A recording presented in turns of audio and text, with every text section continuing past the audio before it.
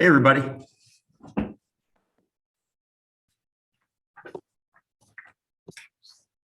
Good afternoon. Hey, welcome, Judge Hargrove. How are you? I'm well. How are you? Thank you so much for joining today. We really appreciate it. Absolutely. And let me see, we have Ashley with us, and we have Nora Haynes. Nora Haynes, how are you today? I am doing good. And yourself? Great, can't complain at all. Let's see, we are approaching 12:30. It looks like we still have a couple of minutes. And I'm expecting Judge Kelly to join us as well. He said that he would be with us, even though he's at an accountability court conference. And of course, let me see here. Excellent. Thank you, Ashley.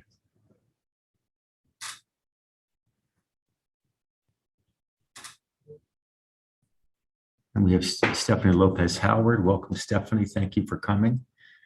Stephanie's with CJCC, Statistical Analysis Unit.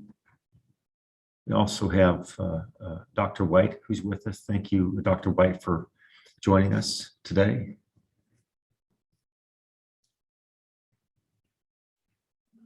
Good to see you. Good to see you as well. And let's see.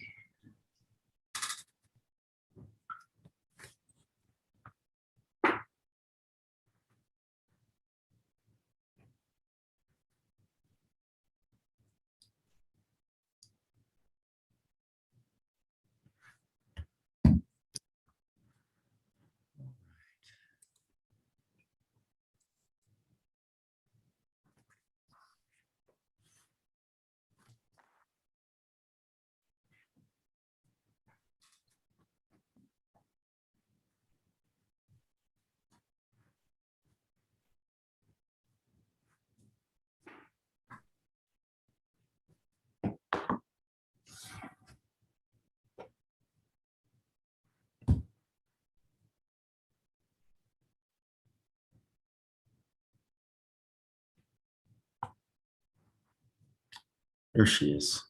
There's Judge Harris. Is also now with us.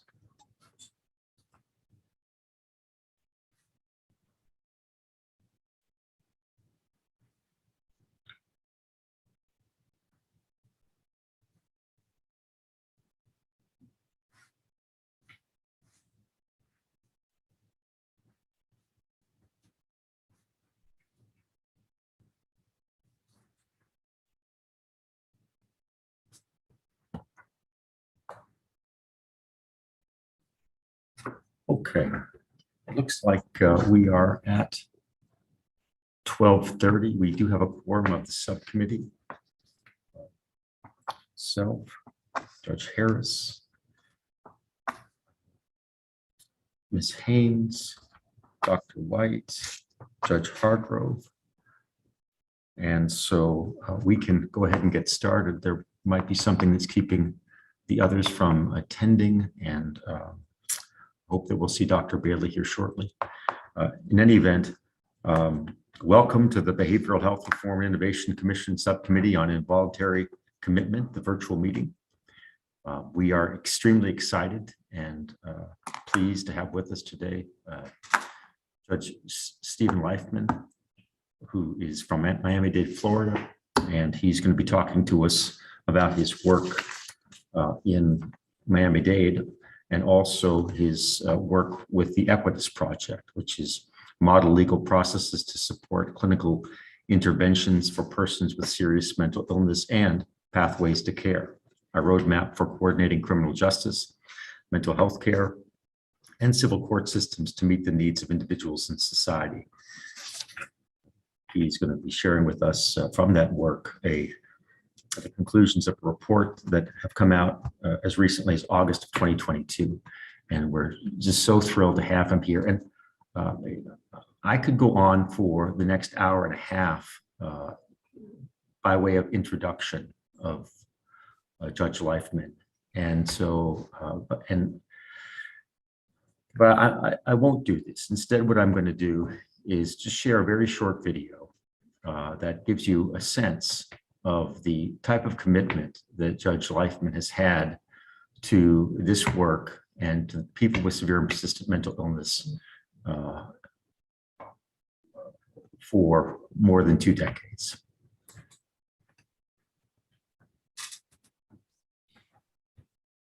Right here.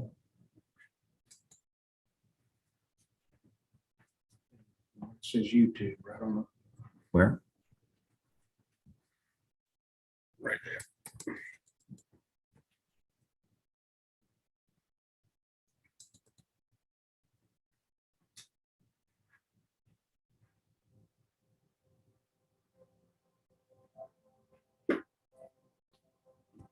I guarantee if you ask the average citizen in the United States what happened to people with mental illnesses that got arrested, they all would assume they got treated and would go on their way. Nothing could be further from the truth. It's really cruel and unusual, and it's impossible as a judge to sit and watch these cases every day and not do something about it.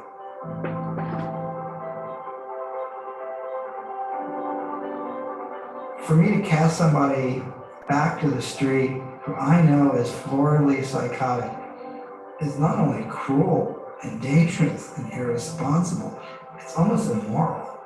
And it certainly doesn't pretend to achieve any level of justice.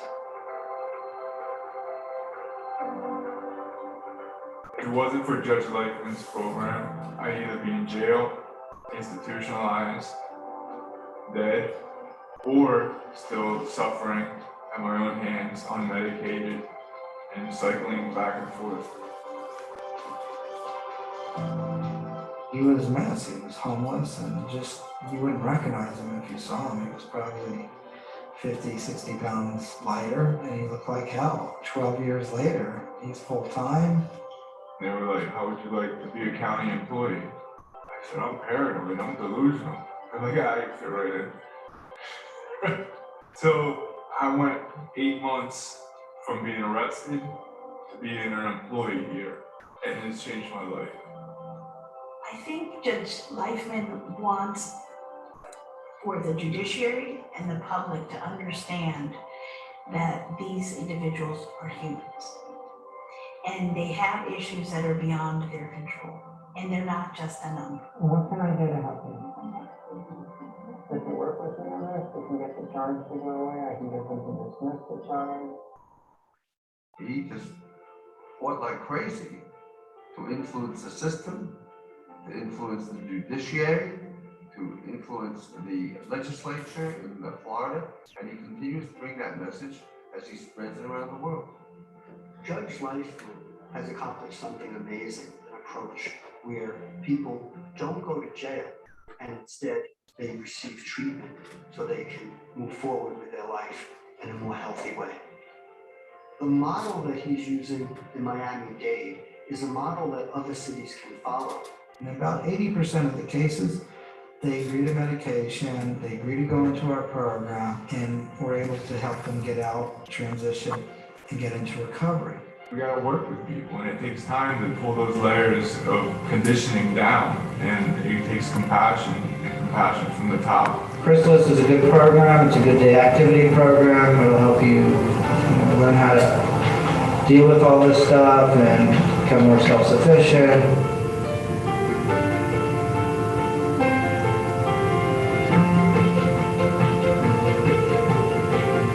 Not only are we treating our residents with mental illness much better, but also it's saving us a lot of money because every time we put somebody in jail, it costs us to do that. So the more inmates we can divert to other programs, that's better for the individual, but it's also better for us as a community. Getting the humanitarian award is so wonderful for him because he looks at these people not as a problem, but as a human being who deserves treatment.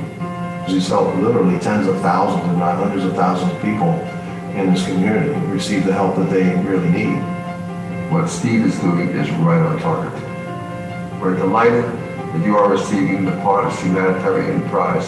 Congratulations, Steve.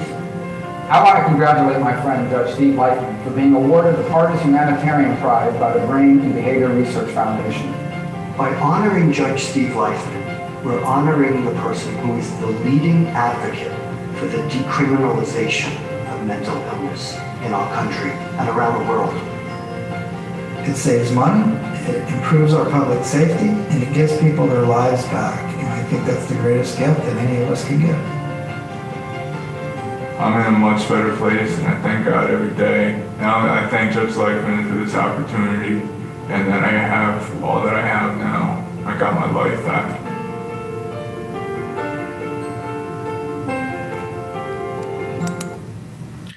All right, so that's Judge Leifman. Judge Leifman, can't thank you enough for being here with us today, and I don't want to stand in your way. So if you would please tell us how you can help us in Georgia.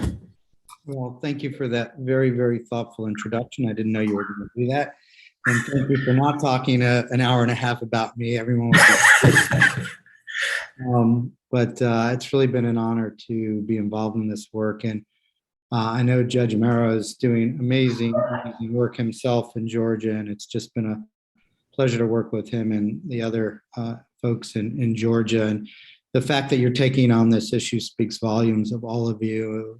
Frankly, as a judge and maybe just a person, I think it's the most rewarding work I've ever been involved with, because the greatest gift is watching people recover and knowing that we can do better as a society. So thank you. Just a quick heads up. Now, my son, who is at Emory, is in the hospital with kidney stones. So give me 2 seconds. He's calling right now, and I'm going to be with you in 1 minute. I'm sorry for the delay. All right, while Steve's doing that, hopefully everybody's received the Equitas Project report. I think we sent it out about 3 weeks ago. It's about 50 some odd pages in length, but it really is something you can dig into after this presentation if you haven't already had a chance to review it. I also want to bring your attention to something that's happening in California. They have recently passed something called the CARE Act, which I think fits right in with what the Equitas Project is recommending and what it is that we're trying to do here in Georgia. I see that Judge Kelly's joined us. Thank you for joining us, Judge Kelly. And let me see. That's where we are. So we got through our introduction. We've got Judge Leifman back. And I'm ready. All right, let's go ahead. Thanks. Hope everything's okay where you are. Yeah, he's good. Thank you. He's in Georgia, so how bad can it be? He's a good place. So as I mentioned, I've been working in this space for about 22 years. It began with a case that I had in court when I was handling a misdemeanor jail division 22 years ago. The defendant turned out to be a Harvard-educated psychiatrist who had a late onset of schizophrenia and was cycling in and out of the civil and criminal justice systems in Miami-Dade. He was homeless and he was a mess, and he had a full-blown psychotic episode in my courtroom.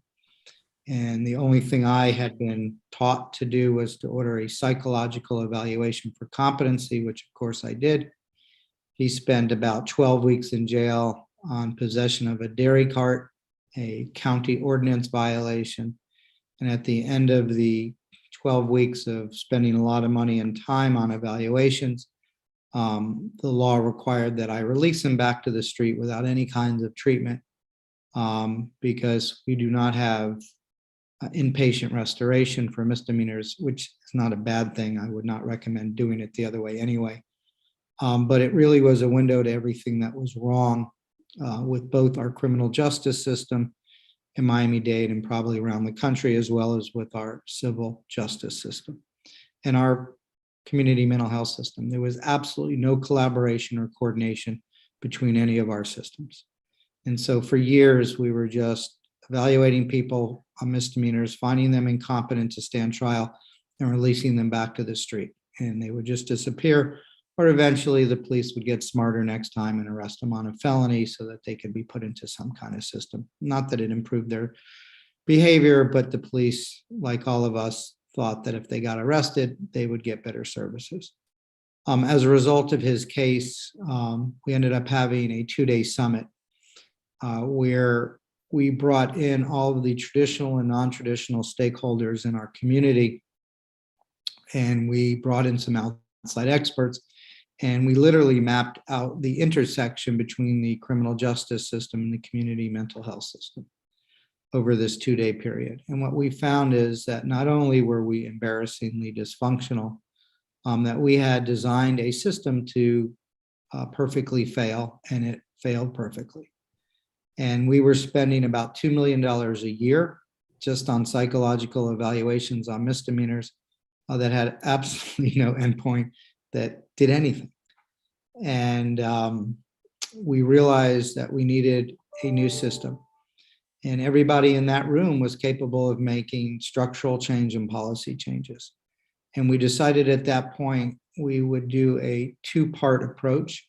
If I were to do this again, I would do a 3-part approach. But the 2-part approach that we put into place was both a pre and post-arrest diversion system. At the time, we looked around the country, and the best program for pre-arrest we found was the Crisis Intervention Team Police Program developed in Memphis, Tennessee. Memphis has 1 police department, so we have 36. But over time, we got everybody trained. We still train. We now have the largest CIT program in the United States. We have about 8,000 officers trained at all 36 of our departments, including our Department of Corrections and our school police. And it has made a huge, huge difference. We collect a lot of data, and we looked at all of our mental health calls at our 2 largest police departments out of our 36 over a 10-year period. And they handled 105,268,000 mental health calls over a 10-year period, but only made 198 arrests over those 10 years. As a result, the number of arrests in Dade County plummeted from about 118,000 a year to about 53,000 before COVID. Our jail audit went from about 7,400 to 4,400. We ended up saving the county 300 years of jail bed days just from our pre-arrest diversion program. We were able to close one of our 3 main jails, which, look, a lot of this stuff is about cost shifting, not cost savings, but when you close the jail, it really becomes cost savings. That jail has been closed 8 years now at $12 million a year. That's about $96 million in real savings to the county, which has helped us really make significant improvements here, because they've been great about reinvesting some of those dollars back into our program, which I'll talk about in a minute.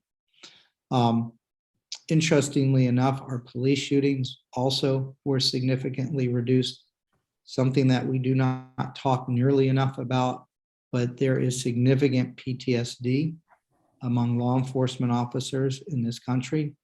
Most departments have between 15 and 35% of their officers with severe PTSD.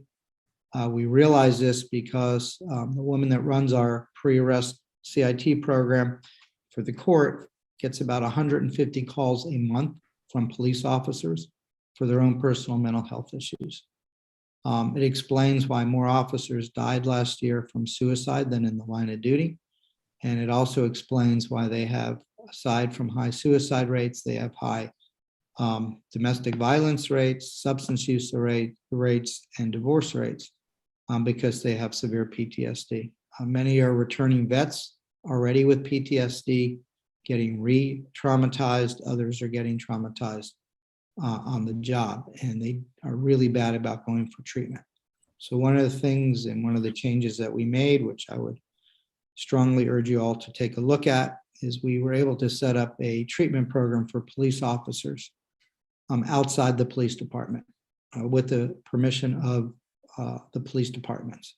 And it really has made a huge difference. We looked at 1 police department, City of Miami. The 5 years before they had CIT training, they had 90 police shootings. The 5 years after CIT, they had 30. And then the last 5 years, because this has been over a 20-year period, there's been about 12 police shootings. And during that same period of time, the growth of the City of Miami has grown substantially. So it's not like we've shrunk.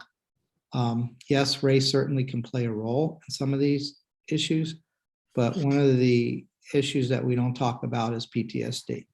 And I think if you are able to help address that, you will also see a significant reduction in police shootings. They get scared and they overreact, and it causes huge problems for everybody involved. And so it's one of the side benefits of doing this program right, and it was something that we had not even anticipated. We then set up a post-arrest diversion program where we changed the screening tools at our jail. We used a much more improved, validated tool. And now if you get arrested for a misdemeanor, what used to happen, let me explain what used to happen. So just like that story about the psychiatrist, you'd come in, arrested for a misdemeanor, there was an indication of mental illness. Our first reaction would be order a psychological evaluation for competency. And the person would sit and wait and wait and wait, and then they would sit enough time that they would develop, they qualify for credit time served. And by the time they were done with the evaluation process, they would generally get credit time served and be released. And nothing would happen except we'd spend a lot of money, and it was ridiculous. So as part of this summit in our post-arrest diversion process, instead of ordering a psychological evaluation, which we don't do anymore on misdemeanors initially, we have an assessment done at the jail.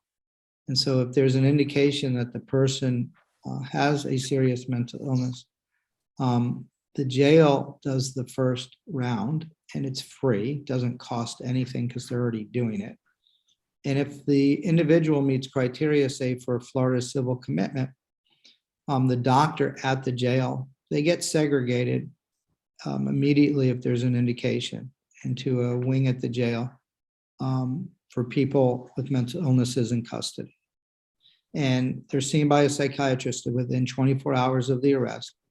And if they meet the criteria under Florida civil commitment law, within 3 days of the arrest, the doctor files a petition and we transfer the individual to one of our locked crisis stabilization units all over Dade County, although the lion's share go to Jackson Memorial Hospital. And because they're on a criminal hold, this is really important and incredibly helpful. The 72 hours under our civil law does not apply. So what we do is we reset the case for about 2 weeks. Now, this whole thing with 72 hours under everybody's civil commitment law has nothing to do with treatment. It was put into place similarly to why we have bond hearings, just to make sure that individuals' rights were protected and they weren't held indefinitely without some kind of judicial review. But it has nothing to do with any kind of medical standard or treatment. So by setting the case in 2 weeks, it really gives the individual an opportunity to stabilize, to get out of a jail environment. The majority of individuals with mental illnesses who do get arrested are homeless at the time of arrest. And so they're in all kinds of bad conditions. So to put them in a hospital rather than a jail for 2 weeks really helps stabilize them. And during that period, they're seen by doctors, they're offered treatment, they're offered medication. And look, they're sick, they're not stupid. They don't want to be in a hospital any more than they want to be in jail. And so if they agree to take medication and stabilize, we then send a representative from our program, all who are trained in motivational techniques, and we offer them a choice. If they agree to go into our program, I'll back up a little bit. Our Department of Corrections acts as our Department of Transportation. So they transport the individual from the jail to the crisis stabilization unit, and then they also pick them up. And so if they agree to go into our program, the Department of Corrections goes back and picks them up, but does not rebook them. They're taken directly to the courtroom. When they get to the courtroom, they're introduced to a peer that's going to be assigned to them. This is a person with lived experience. This is like Justin, who was in that wonderful video that you showed. Justin lives with schizophrenia. We got him when he was very young. And so his brain wasn't too damaged. And we're going to get to the civil stuff in a few minutes. And he's just been amazing. He actually, since that video last year, he got hired by a national organization to head up their peer program. And so fortunately he left us, but he's still doing amazingly well. And he has been in recovery now for about 16 years. The peer is waiting for them with food, with their medication, with something to drink, with clothes, and begins an engagement process. You know, for so many people with these serious mental illnesses, by the time they do get arrested, they have clinical depression on top of their serious mental illness. And we just think, oh, if they just take their medication, everything's going to be fine. But it's much, much more complicated than that. For most of these folks, they don't care if they breathe at this point. Forget taking medication. And what the peers do so brilliantly, so inexpensively, is they help reestablish relationships, which helps incentivize them to want to get better. Neuroscientists will tell you the brain's primary function is to develop relationships with other people. It's why COVID was so hard for so many people, because of the isolation. It's why when people retire, they get depressed. There's a physiological reaction, good and bad, good when you're with people and bad when you're isolated. And this population's very isolated. And so they're a mess by the time they come into our setting. And what the peers help them do is reestablish the relationship, which I mentioned, re-incentivizes or incentivizes them to want to start to get better. So we don't necessarily even push the medication right away if we don't have to. And so if they agree to go to the program, the peer also has a car accessible. We have found housing for them, and we have begun to address all of their needs, not just their psychiatric needs. Once they agree to come into the program, we do 3 assessments. This is really important because it helps us make sure that we're lining up the right treatment for the right person. You know, mental health would be equivalent to someone having chest pains and going to see a podiatrist. That's how we do things in mental health. I mean, these are mental illnesses, plural. They're complicated illnesses. They're hard to diagnose illnesses. And we don't line up what people necessarily need to what their actual illnesses are. And so we do 3 assessments using 3 different tools. We do a psychosocial to figure out the extent of their mental illness. We use the Texas Christian University drug screening tool so that we can determine the extent of their substance use disorder. Now, we assume most of them do have a co-occurring disorder, but it's very helpful to know the level so we can figure out the level of treatment that they need. And then we also do a criminogenic risk assessment.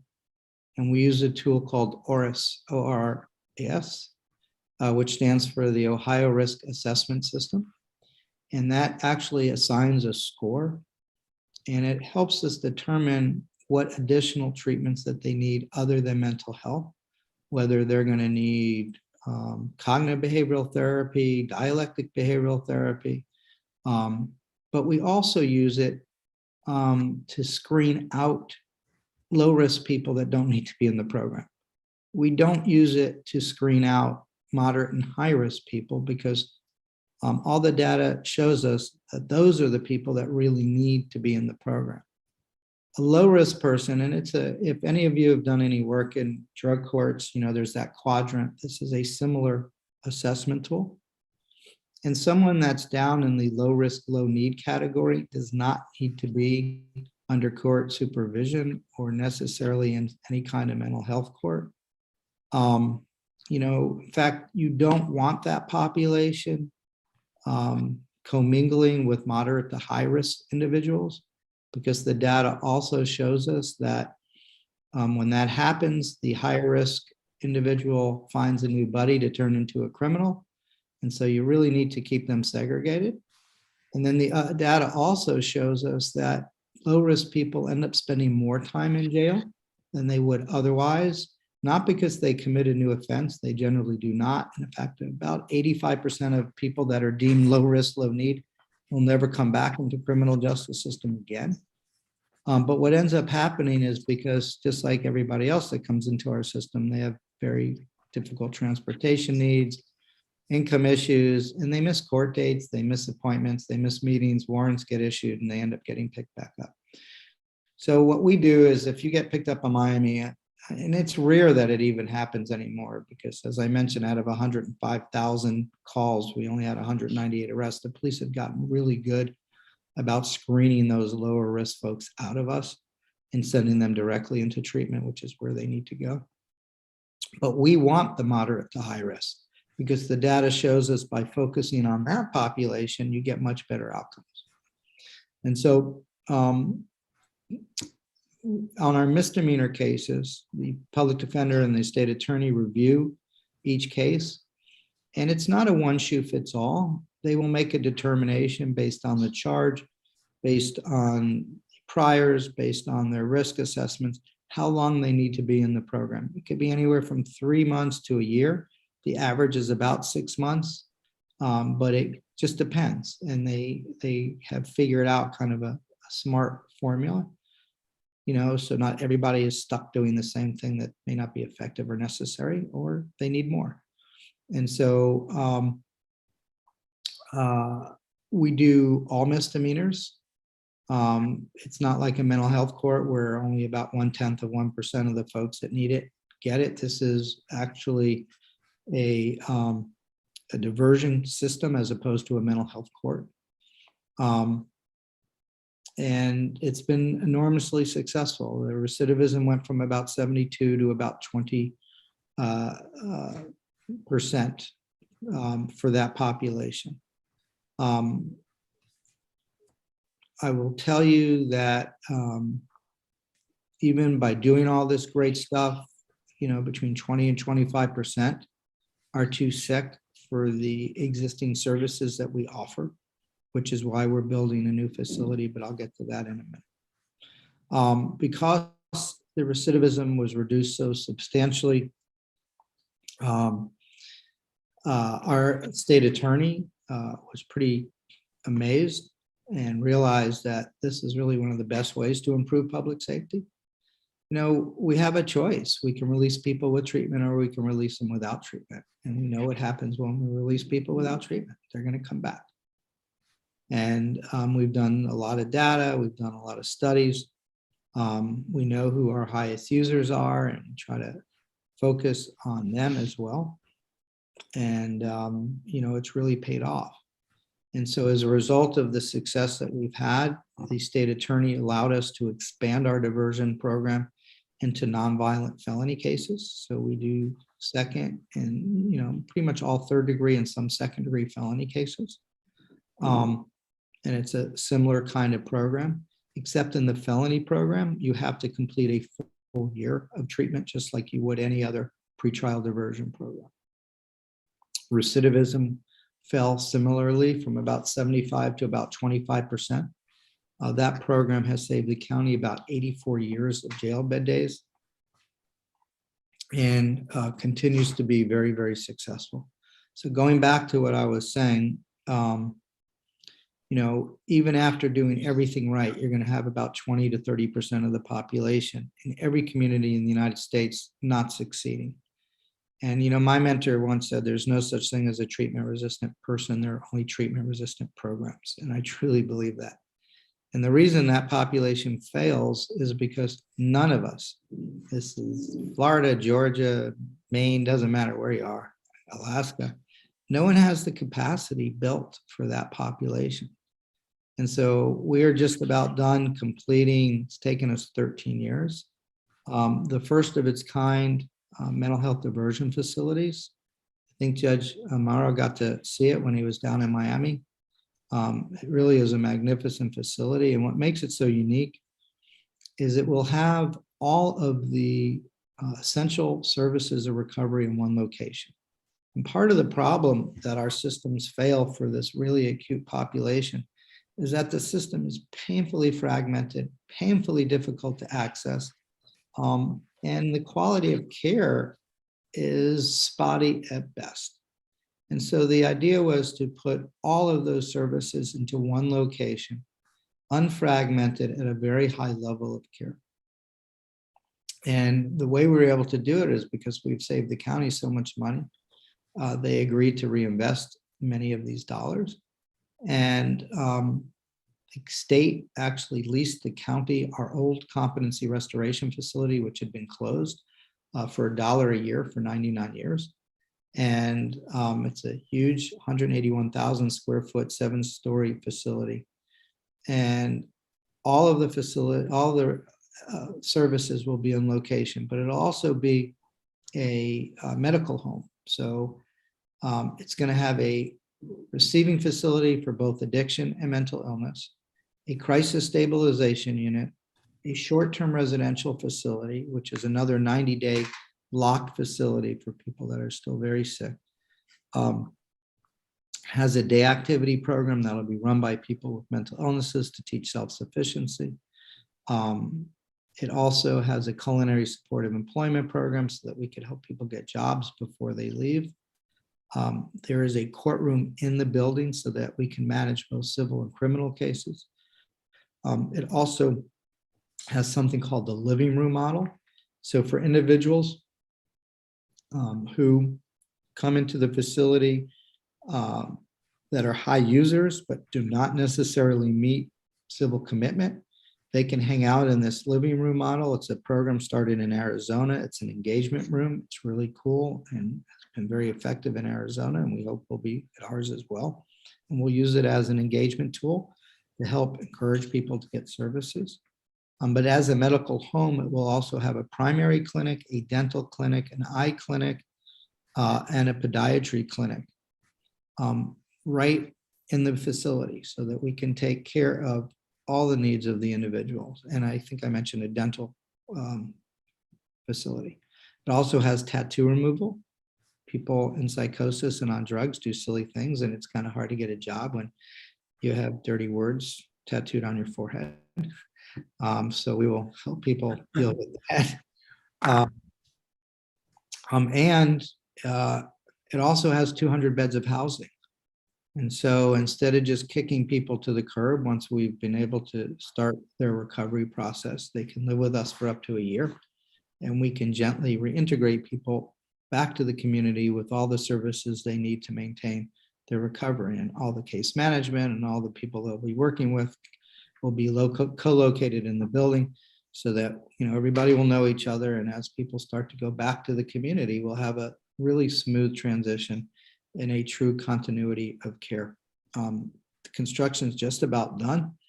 The county has been very generous with some ARP money as well as the city of Miami. Jackson Memorial also gave us $8 million towards the construction, and the other 43.1 million came from the county through a bond initiative. And the county is committed to giving us recurring dollars to help us operate the facility. We expect it'll cost about $30 million a year to run, but about 17 of that will come from Medicaid and insurance. And we're counting on the county to give us about 10 million a year. And then we'll raise the gap in between. And so we're pretty excited. We're close to getting an agreement with the county on what the operating structure should look at. But again, this building is not for the run-of-the-mill case. This is for that really high utilizer population that none of us have been able to do well with, even our really wonderful diversion program. We had a study conducted by the University of South Florida a few years back. They have the capacity to tell a community who the highest utilizers of criminal justice and mental health services are. So we sent them the names of about 3,000 people. And we asked them to, you know, run them through their computer program, which had access to all the arrests in Florida, all the civil commitments in Florida, and all the Medicaid and Medicare records. And they could actually tell a community who the highest utilizers of criminal justice and mental health services were. And shockingly, they narrowed it down to 97 people out of 3,300. Primarily men, primarily diagnosed with schizophrenia or some type of schizoaffective disorder, primarily homeless and primarily co-occurring. These 97 people over 5 years were arrested 2,200 times. They spent 27,000 days in the Miami-Dade County Jail. They spent 13,000 days in a psychiatric facility, and it cost taxpayers about $17 million in today's dollars, and we got absolutely nothing for it. We just updated those numbers to look at their whole lifetime. I'm trying to see if I can find them real quick because it was stunning. How much more? I haven't memorized that because it just came out. Where is it? Let's see if I see it real quick. If not, I'm gonna move on.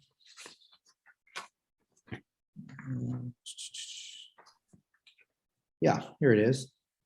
So we looked at these same 97 people from 1985 to today. They were arrested 4,210 times.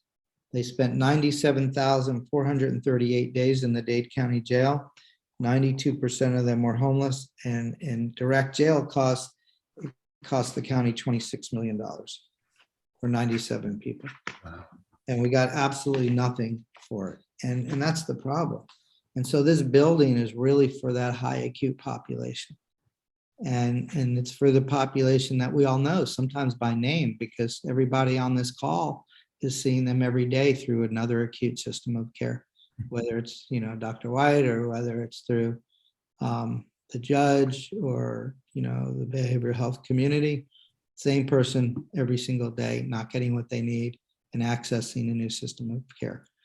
And so the idea is to really try to focus on them and use additional tools like assisted outpatient treatment if necessary, to really help them get what they need and get it at a really high level of of service so that they can in fact recover. Aside from the new facility, there are two other programs I want to mention briefly, and then I'm going to talk about the work of the Equitas project, the report that just came out in August, because that's also fascinating. We also set up an alternative to competency restoration program for our felony cases. It's the only one in the country that I'm aware of. And it takes individuals who otherwise would have qualified for inpatient competency restoration on a nonviolent felony. And instead of sending them to a traditional competency restoration facility, which basically teaches people how to take a plea, and doesn't focus on reintegrating them back into the community, we set up an alternative program. It's at Jackson Memorial Hospital. It's funded through the state of Florida. It's about a third cheaper than competency restoration. You get out a third to 50% quicker, and the outcomes are about 100% better because we're focused on community reintegration. And once the person's stabilized, we then put them in our felony diversion program where the court monitors them for another year, and they can stay with Jackson as their provider for life if that's what they choose to do. And it's a really effective program. And I highly recommend it as an alternative to competency restoration. I truly believe that competency restoration should be reserved for people that have been charged with really serious offenses that need to go to prison. If the person's not looking at a prison sentence, I think treatment is a much better alternative than competency. Now, most of us don't know the difference, and people confuse competency with treatment, but it's not. It's a way to meet the legal criteria, which means that if you're incompetent, you're incapable of assisting in your own defense, and you do not understand the nature and consequences of the charges against you. Competency focuses on that two-pronged test. Yes, people do receive some treatment, and the facilities have gotten much better than what they used to be, but it's a very bad, expensive way to try to get someone treated. Because we did a study in Florida, and what did we find? We found that the state was spending about 25% of its entire adult mental health budget, that's $225 million a year, to restore competency for about 5,500 people, who for about 70% of those 5,500 people one of three things happened. Charges got dismissed, they received credit for time served, or they got probation and they left the courthouse without any access to treatment. And so it doesn't really do a whole lot. And these poor individuals just end up cycling again immediately because they never got what they needed to begin with. So our competency, it's called Miami-Dade Forensic Alternative Center. It's an alternative to competency.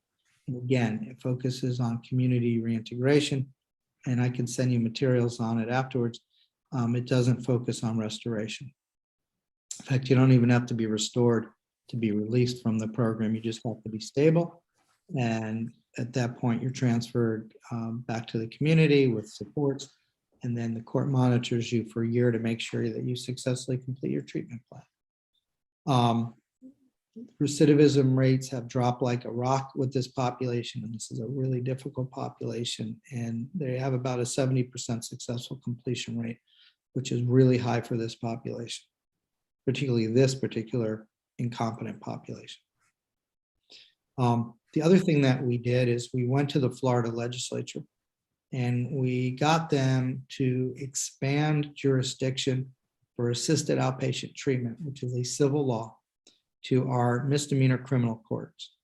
You know, many of these individuals that AOT was designed for are homeless and cycling through the misdemeanor system, kind of like those 97. They're not dangerous.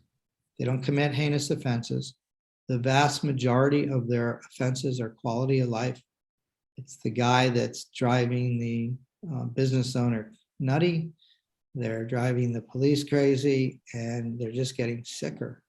And so what we do now is we have them assessed if they're considered a high user.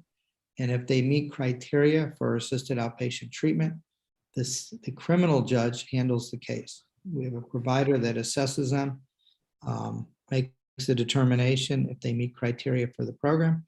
And if they do, they file the petition in the misdemeanor criminal division. And we don't even, that hearing is not even public because we apply the civil law. We just have a criminal judge doing it. And we generally put the individual on a long-term injectable medication. I shouldn't say we, I'd say the doctor. I don't want to practice without a license, sorry. But they're put on a long-term injectable, and within 2 weeks, they're a different person. And at that point, we're really able to engage and start to get them in services. And there's a intensive wraparound level of services brought with them for this particular program. We still need our new building sooner than later because we need an environment in which this population can begin to recover. And the existing program is just too spotty with the particular provider we're using right now. And we know that the facility is going to help expedite and improve that particular program in terms of getting a lot more people in it. It kind of gets me to, and I can stop right now if you want me to answer some questions about our program. And then once we do that, I can transition into this new report and why we did it and what it says and why we think, you know, policymakers should look to adopt it. So I really appreciate looking at it today. But we think it's also what's missing in the system. Maybe we can take just a few minutes and see if anyone has any question that they've been holding on to for 10 minutes or more that they just really want to get out and before they forget, like me. Let's see, do we have anybody? Nora, Dr. White? Yes, Stephanie. Judge Leifman, thank you so much for the presentation. I'm a Miami girl myself, so I've been admiring your work from afar for quite a while. I just had a question about that USF report that you talked about. Is that available publicly, or would you be willing to share that? Sure. I can send you the study of the 97, and then there's another report I'll share as well that I was going to mention when I talked about the new Equitas report. And that was a really interesting study that looked at the civil system, because, you know, people in the criminal system always think, oh, if this person had just gone through the civil system, they would have had a much better outcome. It turns out that's not the case. The civil commitment system doesn't work any better than the criminal system. In fact, what they found is that for every time that someone was civilly committed for an assessment under what we call the Baker Act, there was a 12% increase that they would end up getting arrested. And what they found is that the civil system this is their quote, they concluded an involuntary assessment admission is just one more disjointed and uncoordinated intervention in the lives of people who, because of various vulnerabilities, are generally at risk for an arrest. And that's because, as I mentioned earlier, the civil treatment system for mental illness is a mess. And, in healthcare, we have two disparate systems. So God forbid you're having chest pains and you call 911, they send out an EMT and trained professionals, and they put you on an IV and they get you into treatment and you get to the hospital, and even if you're unconscious, they're going to work on your heart organ and get it pumping again, and they're going to do everything they need to do to get you treated. If you're suicidal or psychotic and you call 911, we're going to send a police officer with a gun, and we're going to approach it like it might be a crime. And it doesn't bode well for a good outcome. And so it's just not set up right. And we've applied a criminal justice model to an illness, and we need to stop doing that. Yes, there are times in about 7% of the calls that we do need a law enforcement response, but in most of the calls, the vast majority, we don't. And we will get better outcomes if we approach it a little differently. Stephanie, any follow-up? No, but I completely agree. So thank you for that.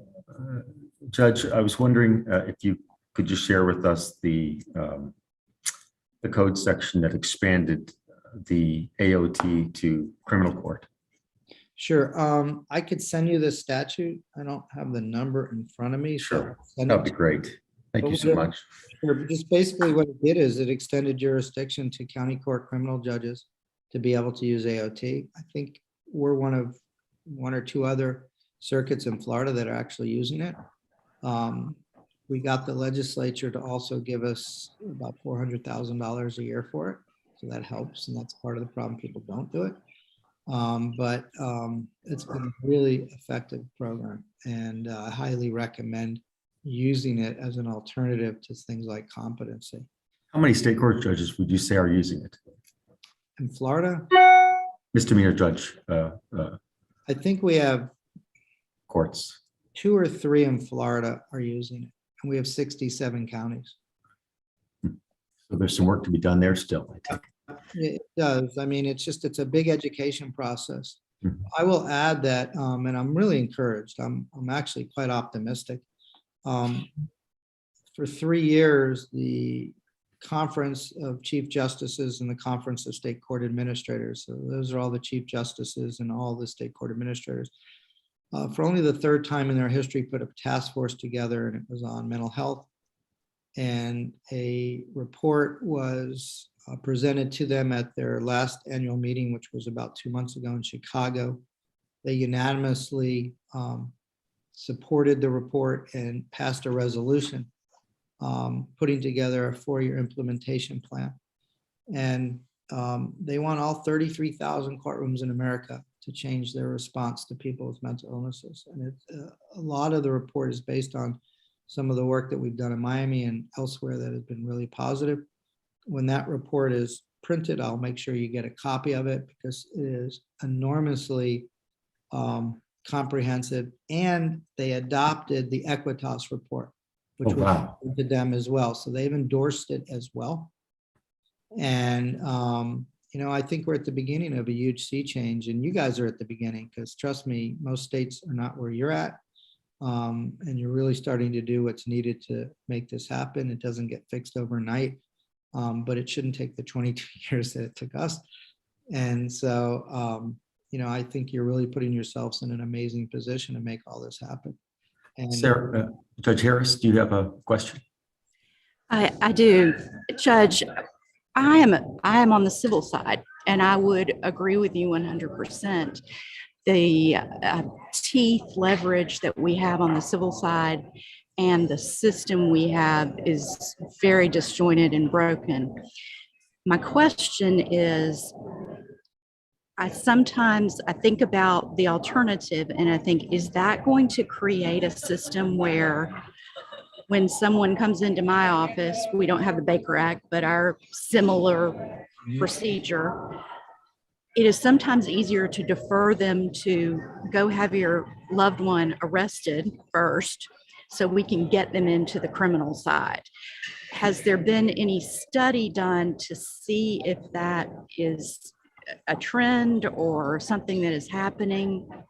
Well, it is a trend because more people get arrested than treated. So, but it's a trend that we're trying to reverse, but reverse it in a way that provides adequate services and treatment without going through the criminal system. Because what happens when they do come into the criminal system, the knee-jerk reaction is to order a psychological evaluation for competency.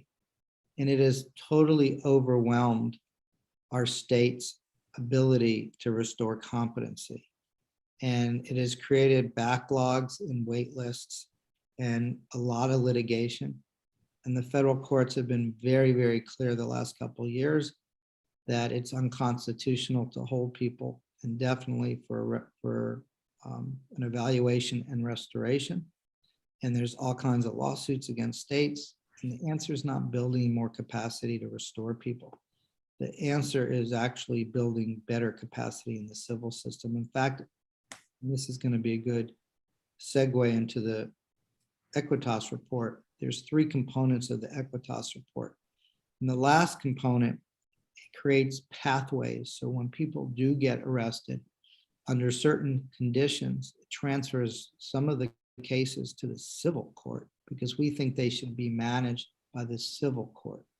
And it goes along with the other 2 components, which is a new civil commitment law and a new medication over treatment requirement. And it's a very, very thoughtful report. We put it together because just like the frustration that you are expressing, any of us who deal with this, whether on the civil or criminal side, we just know it doesn't work. And the reason it doesn't work is that all, not some, all of the civil commitment laws were developed about 50 years ago when most people with serious mental illnesses were in hospitals. And they're old. They do not reflect modern science. They do not reflect research. They do not reflect medicine. In fact, they're really more than 50 years old. The whole idea of requiring some type of treatment for people that are eminently dangerous to self or others goes back from what we could find to the 12th or 13th century. Talk about old.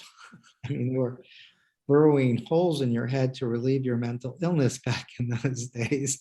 Sometimes with the lobotomies, I'm not sure we came that far, but it's just a tortured, horrible history of treatment. But it has changed in the last 20 years significantly. And one of the things that has changed, and one of the reasons we put this work group together, is that there is a really good level of research now that shows very clearly that for many, not all, but for many, if not most people with serious mental illnesses that are psychotic, there can be permanent brain damage, that the gray matter is getting destroyed.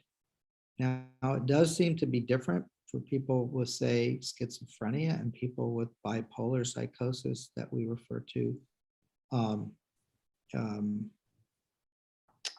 What's the word I'm looking for? I may need the doctor to help me out a second. Schizoaffective. And so for people that are schizoaffective, it's usually bipolar disorder that causes schizophrenia, causes psychosis. And so for many of these folks, their gray matter is getting destroyed. And so let's think about this. It's an organ similar to the heart organ. And if the heart stops, the longer it's down, the more heart damage there's going to be, and permanent. it's not as fast in the brain, but the impact is similar.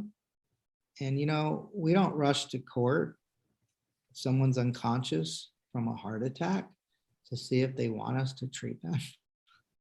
And, we rush to court and go through this long process. And I'm not saying we shouldn't have a process, but we make it really hard for people to get treated. And what we've learned and where the data is not on the trend of criminal as much as it is that shows us that by not having, easier pathways and only focusing or mostly focusing on imminent risk of harm, shows that this population is more likely to experience homelessness, poverty, serious health consequences, and involvement in the criminal justice system.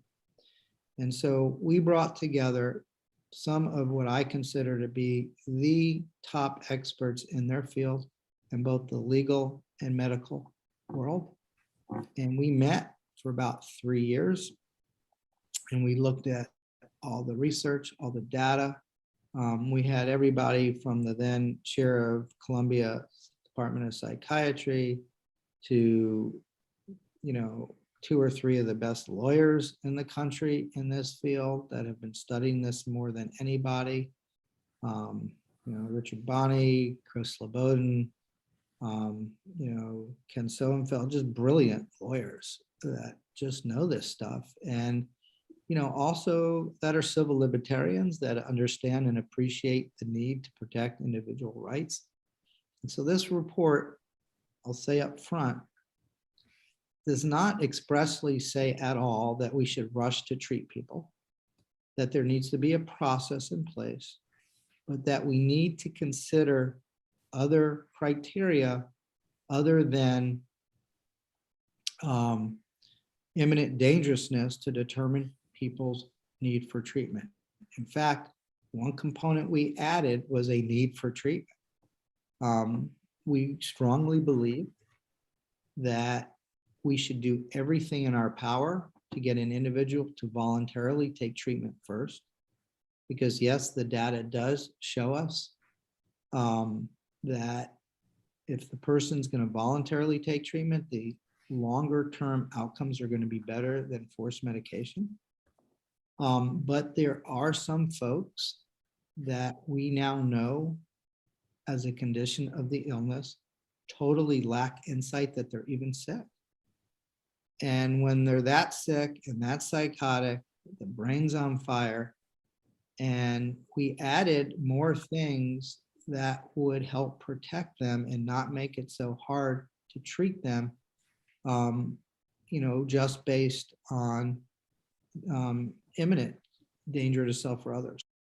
And it goes a little bit beyond just neglect. It really is pretty specific. If you look at the report, it lays out all the different kinds of behaviors and even takes into consider lack of capacity for recognizing that they're ill, but then goes further and says if they lack the capacity and, that the lack of treatment is going to lead to, deterioration of condition, then they should be treated. And, I thought it was a really thoughtful balance that we reached. And it's interesting because some of these ideas came out of the American Psychiatric Association's recommendations like 40 years ago, but they were ignored. And so the research today supports this kind of change. And we think if states would adopt it, and if maybe the federal government would help encourage a more uniform adoption, we would get better results. People would get the treatment that they needed, and they wouldn't end up in the criminal justice system because we're not really good at treating this population. And remember, about 92% of all the women who are in jail and prisons in the United States with serious mental illnesses have horrific histories of trauma, mostly sexual abuse. And about 75% of men who who are in the criminal justice system, mostly, also with serious mental illnesses, also have horrific histories of trauma. Sometimes it's sexual abuse, but mostly it is they're victims of domestic violence or they're witnesses to violent crimes. And trauma is physiological. It's not emotional. It's literally an overdose of cortisol to the brain, breaks the brain. It causes severe PTSD.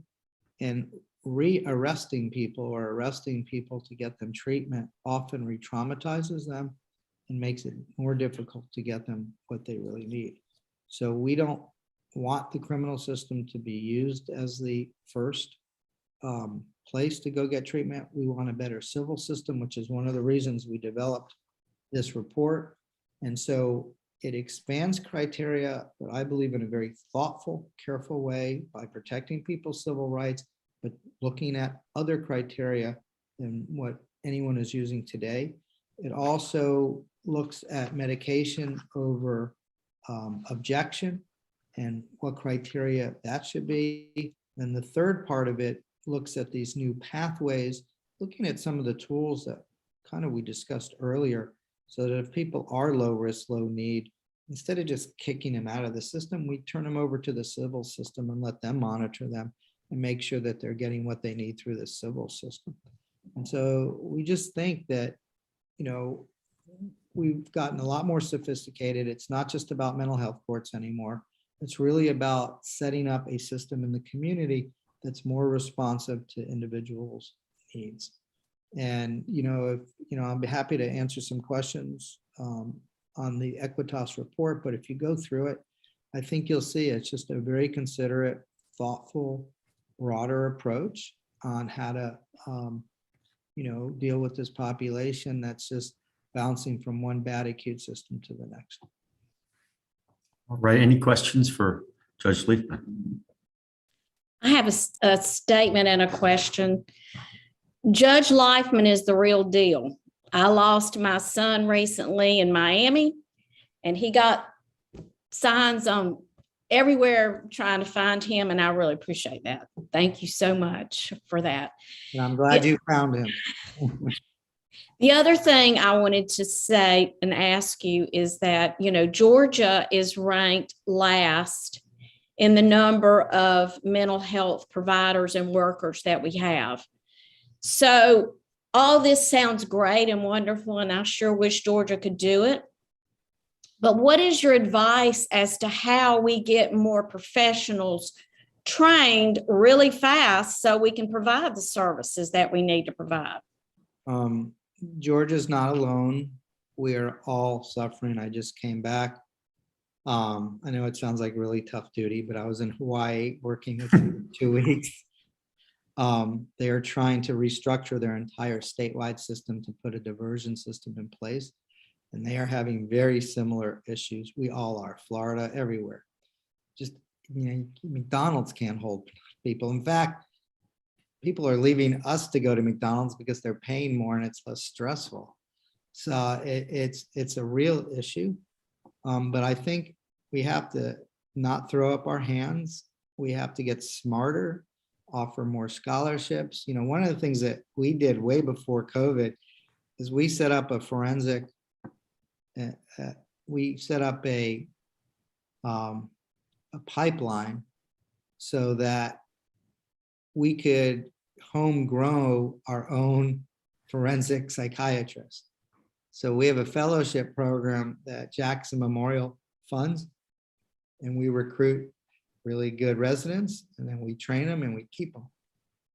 And so I think we all have to start doing stuff like that and moving dollars around and incentivizing people to come to our communities. And I think we should work, this is a great one to work with our federal partners to get loans forgiven for, psychiatrists, social workers, psychologists that would agree to go into these fields and commit for a few years. We need a big VISTA or some kind of core program that brings medical workers in our field back and are willing to work in urban and rural communities, even just a 3-year commitment. And we just have to get smart about it. And it's a rewarding job. I mean, but we need a lot more workers to be able to do it. So I agree with you.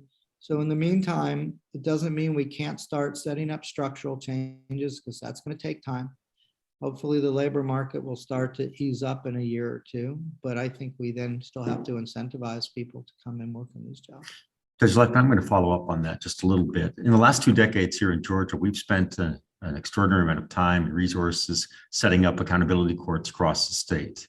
I just came back from an accountability court conference yesterday where there were probably 1,500 participants, judges, providers, surveillance officers, counselors. And I'm wondering if we can, how would you suggest that we reach out to the accountability court structure to assist us? How would you engage them? What is there a way to sort of use some of those resources to assist us in this diversion effort?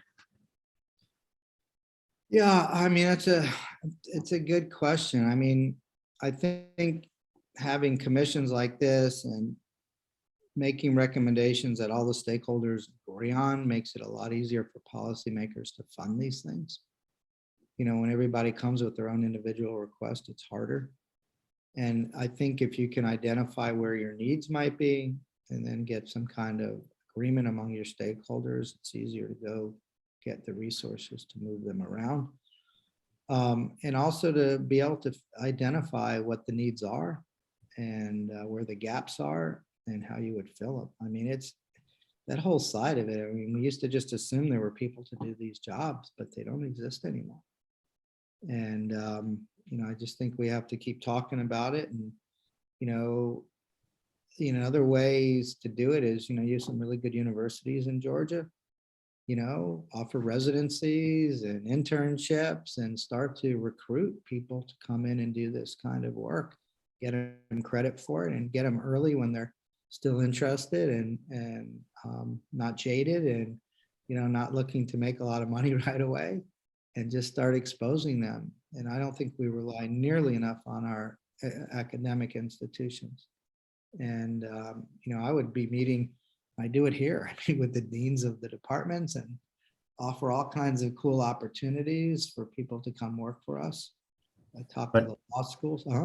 You would set up the diversion structure, the statutory framework, what this needs to look like, both in rural and urban settings, suburban settings, and sort of start to push that structure out before you worried overly about not being able to properly resource, wouldn't you?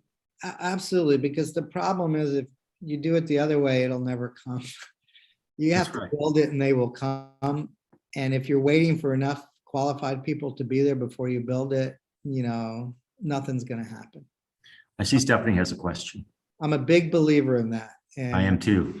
Build it and they will come. We didn't have a clue when we started. We didn't even care, but we knew the system was wrong. And if we had to move people around from jobs that they were doing that really didn't make a difference, we have a whole unit of people doing competency restoration. And as we shrunk that down, we were able to move bodies around to do other jobs. That's right. That were more effective. So I agree with you 1,000%.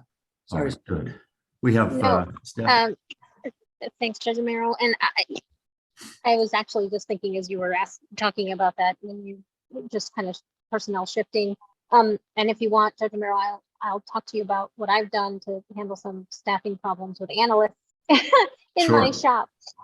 Because I do think that, to Judge Leichman's point, we can get creative in leveraging our university systems and setting up fellowships and stuff like that. It should not just be reserved for the medical system. I set up a fellowship for PhD students in criminology, so to teach them how to analyze data. I wanted to follow up, Judge Leichman, on the identification of folks, because as I heard you talk through the statistics about the recidivism rate and that 20 to 30% difficult population to engage, I was thinking to myself, okay, so to identify the 20 to 30%, you have to fail. at something. We tried to do something for you, you failed at that. So then maybe the restoration, the recovery center that y'all are building would be the answer. Have you all thought about how you would identify that 20 to 30% that would fit into that recovery center with the intensive services? We have, and we're really good about using cool new technology. We're piloting a predictive analytic case management system right now. That was developed in Vermont by a really smart psychiatrist, and the early results are encouraging. And so we have not figured out the actual number yet, but we will. When we open the facility, we're going to start really small. We're teaming up with Columbia University to help us set up the medical, psychiatric component so we get it right. And their recommendation, which we already were planning to do, is start really, really small, because this hasn't been done before and we don't want to mess it up. And have a small cohort that we can figure out what we're doing. And as we, and those would be the most ill and acute that have cycled the most. And I will tell you, I can tell you who they are. People with schizophrenia who have been sick for a long time and probably have serious deficits, co-occurring and homeless. And that's who we're all having hard times with. And so that's what we're starting with, kind of those 97 I described. And as we get them better and into recovery, it frees up a lot, because those 100 or so people are using most of the resources in town. And so if you can get them under or into recovery, it starts to free up resources for the rest of the population. So that's where we're going to start. I can't tell you, they will have 4 arrests over, 3-year period and 4 hospitalizations, but the technology will help us figure what that is. But it'll be pretty much those 97 types. Are you willing to share that predictive analytic tool with us? Yeah, I'll put you in touch with the guy that's doing it. You can talk to him. He's really interesting. All right, and then Stephanie can go crazy. Yeah, he's teamed up with Google, and is using some Google technology, and and so there's a good partnership going on there, and I'll be happy to pass it on. Dr. White, any questions for? Yes. Thank you, Judge, for all that information, especially as we try to move individuals from the criminal to the civil system. We're definitely going to anticipate that there's going to be an increase of behavioral health crisis services and also outpatient services that are going to be utilized. In your work in this, have there been any feedback or any type of lessons learned or pearls that you would receive from the providers that are having that increase of utilization of their resources in order to kind of improve that partnership between the court legal system and also these services within the community? So very fair and good question. One, as you touched upon, it has to be a collaborative effort and developed with everybody in the room. We do have a bill running this legislative session that will improve, in my opinion, significantly our civil commitment law closer to the Equitas piece. And so we have been really good about talking to all the stakeholders about that legislation before it was filed, and tried to answer concerns and make amendments to account for it without losing, the principle of the bill. But at the same time, I'm not sure, it may sound counterintuitive, but we do not believe that it's actually going to increase the number of people going into the system, because there's a small group that goes so often. We keep really good data in Florida at the University of South Florida on our civil commitments. People that are committed 2 or more times a year account for 41% of the civil commitments. So if you're able to get them to go once because they actually meet criteria, you have a lot more time and space for the rest of the folks that may then need it. It's not like it's a different population that's going to go. They just go multiple times. And for people, I think 4 or more, they make up like 20% of the entire system. Don't quote me on that one. I have to look at the data. The first quote was definite. The second one, it's something like that. But they do take up a lot. And so our hope is by modernizing the criteria, we don't necessarily increase the burden on the provider. We actually make it easier so the person just goes once, which then frees up a lot more time than the person going 5 or 10 times a year.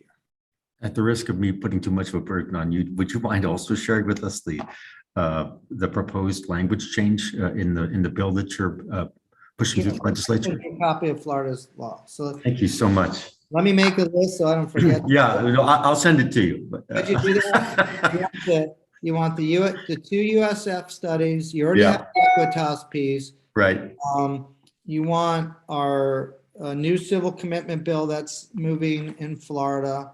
And I've got a former judge who's a legislator and also a former general. He's just the greatest. He filed the bill. He's closer to you than me. He's up in the panhandle. So Oh, is that right? you Yeah, want- I'm also looking for that language that relates to the expansion of jurisdiction for criminal outpatient treatment. Okay. I know I didn't describe Yeah, it very you want well. you want the AOT law. Yeah, but on the criminal expansion of yeah. jurisdiction. I Send me think that's all- everything. I'll take care of it all. I'll send it all to I you. dropped are the the list in man. the chat. Judge Amaro, I dropped the list in the chat. I don't know if that's complete. You might want to take a look at it, Judge Leifman, but yeah. Let me take a look at it. I see. That's great. Right. So you're on, Judge Leifman, we also need you to move to Georgia. yes, please. Hey, no offense, but you might be in competition with Hawaii. That trip was so good. Yeah, but your son's at Emory. That is true, but he wouldn't mind Hawaii. Well, on that note, listen, we want to thank you for all of your time and attention and care on this topic. We appreciate you being here today, and we look forward to working with you in the future. Wish us luck. This is not easy work.